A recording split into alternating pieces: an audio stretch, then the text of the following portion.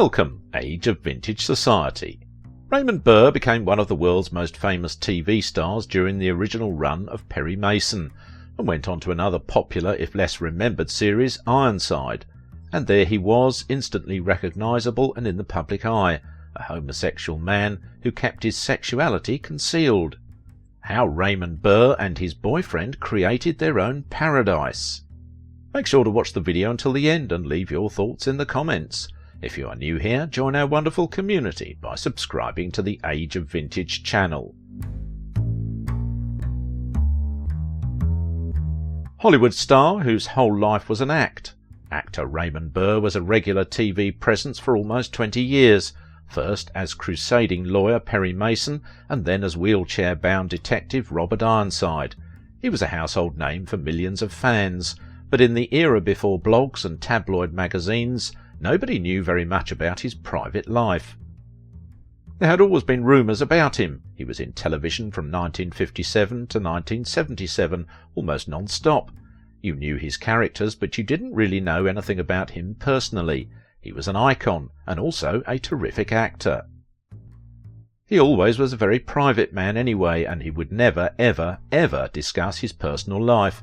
He would always just say, "We don't talk about that," or he might go into one of the stories about the dead ex-wives. It must have been quite a burden carrying that around and thinking that if your secret gets out, your career could be ruined. His story, littered with spurious claims of the most astonishing kind, was the greatest monument to mythomania, an abnormal or pathological tendency to exaggerate or tell lies, in the history of Hollywood. Why should this be for a man who was both very rich and very successful? It all came down to his terror that he would lose the role of Perry Mason and his entire career as a leading actor if he was exposed as homosexual and sharing his life with a male lover. Such fears seem preposterous in these more enlightened times, but in the Hollywood of the 1950s they were by no means groundless. In an era where people were severely criticised for being homosexual, actor Raymond Burr did everything he could to hide his true sexuality. Perry seems like the part that Raymond Burr was born to play, but it took a while to get there. In more than 50 films, often playing characters older than he was one psycho villain after another. He brought a new pathos to the dark side, which invited audience sympathy. There was never hero and villain in his psychology. Everyone has issues. Raymond Burr is synonymous with Perry Mason, yet the Canadian-born actor was far more than television's greatest defence lawyer.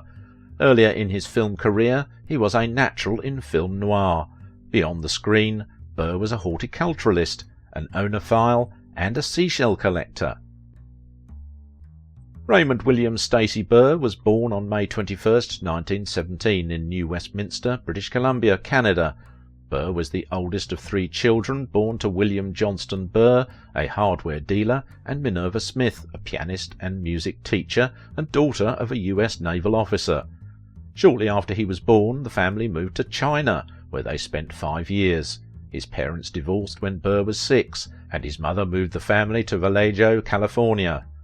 His family was hit hard during the Great Depression, and at age 13 Burr quit the San Rafael Military Academy to find work on a cattle and sheep ranch. He returned to school a year later, but never completed junior high. Working in a variety of jobs after leaving school, he taught, travelled as a salesman, sang in a nightclub, and ran a weather station, all the while taking extension courses from Stanford, Columbia, and the University of Chongqing. He had an interest in entertainment, including singing as a young adult, which led to his Broadway debut in the 1941 musical Crazy with the Heat. His large size, in 1946 he weighed 340 pounds and stood 6 feet tall, led him to be cast as a villain in many films. His 1946 on-screen debut was in Without Reservations with John Wayne and Claudette Colbert. His career eventually encompassed 90 film appearances. Between 1951 and 1955, Burr made 7 tours with the United Service Organizations, USO, to honour troops fighting in the Korean War, while continuing to make movies. He was homosexual, but it was not a fact he was prepared to let the public know. Instead, he kept creating stories about his past, like making up dead wives, to keep up the charade that he was straight. During the golden era of Hollywood, image was everything, and studios practically owned the stars and controlled most of their lives. Some male celebrities did not worry about losing fans or employment and lived their lives openly. He was being cast for a hard-boiled crime drama, and it was their author, Earl Stanley Gardner, who seems to have cast him. That's Perry Mason. The story of a deeply closeted Hollywood lifestyle isn't entirely unique. The backdrop of Burr's career adds to its interest.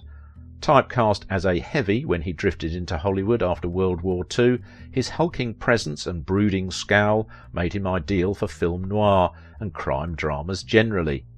He played the furtive, murderous husband across the courtyard in Hitchcock's classic Rear Window, and finally stood on the right side of the law as the district attorney dismantling Montgomery Clift's testimony in A Place in the Sun. Never considered an A-list movie actor, he became a star in the emerging medium of television. Playing the title role in Perry Mason, he became one of TV's best paid and best known faces. Later, as the wheelchair-riding detective in Ironside, he might even have spurred the drive toward ramps and accessible facilities for the handicapped. For 18 hours a day, Burr was on set, memorising 14 pages of dialogue, sleeping 4 hours, 6 days a week. He'd say later the schedule was punishing and nearly caused a collapse in the second season. That might partly owe to trying to work in the love of his life. Bowers had set up Burr with a quick trick, an actor 13 years younger, the sort of things friends do. The guy's name was Bob Benavides. He was living in a hole above a store on La Brea Avenue, with no job to speak of and only a mattress on the floor for furniture. He also owned an ancient clapped-out car that seldom ran. Ray had fixed Bob up with a small role in one of Perry Mason's episodes. Then Bob moved in with him. They were together through Burr's death. By the end of the show in 1966, Burr was the highest-paid actor in television, earning $18,500 per episode.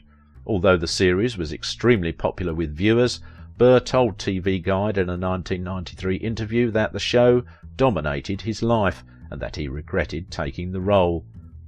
But Perry Mason deserves a little recognition because of the actor most associated with the role, Raymond Burr, one of the first, if not the first, homosexual actors to ever star in the lead role of a successful TV series.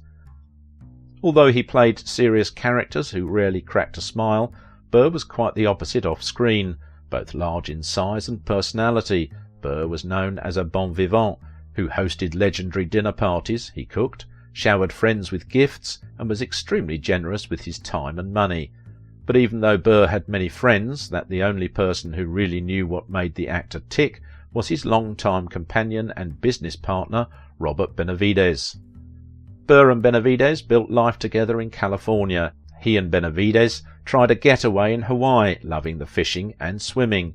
Then, when hotel buildings went up around them, they were off to Fiji. Burr loved it so much he bought an island, Natalba, owning it for 20 years. Together they built a business empire that included an art gallery, a film and television production company, a vineyard, and an orchid nursery. Burr and Benavides were in their paradise together. Burr kept his orientation a secret. He was actually once married briefly and went on to invent no less than 2 dead wives and even a dead son to fill out the blank spaces in his life story, along with false reports of his service during World War II. In the 1950s he was romantically linked with rising starlet Natalie Wood.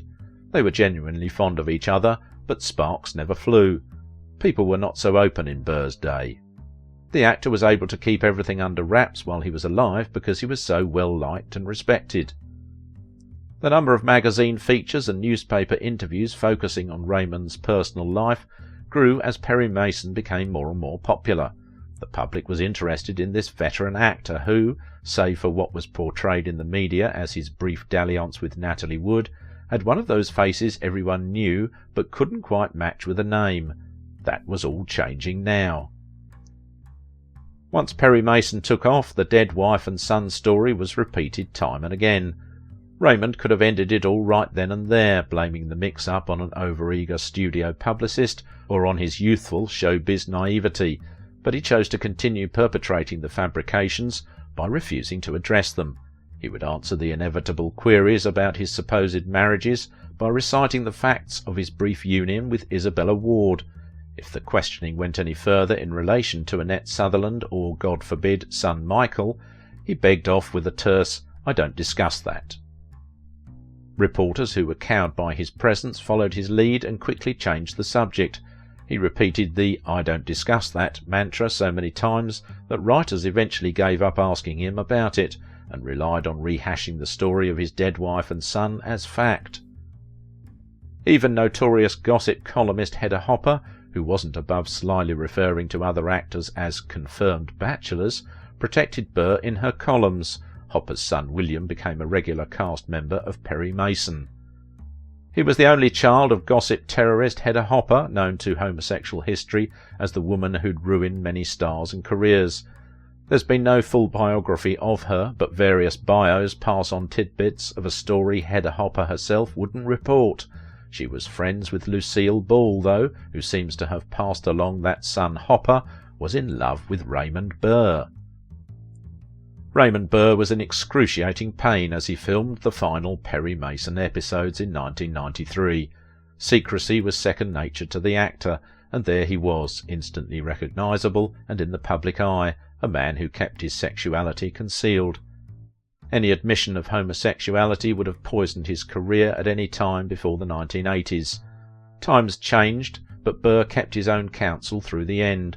When Perry Mason was cancelled, Burr retired with Benavidez.